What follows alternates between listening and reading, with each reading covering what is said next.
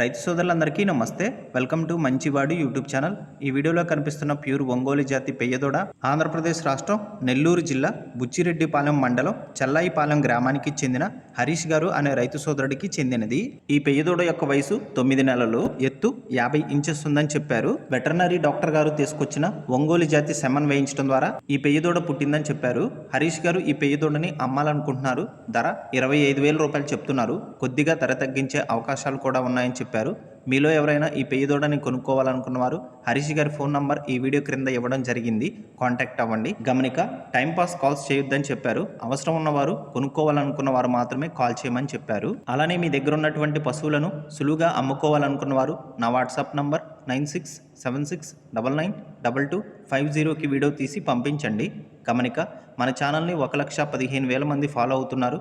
అలానే మన ఛానల్లో సేల్కి పెట్టినటువంటి పశువులు చాలా త్వరగా అమ్ముడుపోతున్నాయి.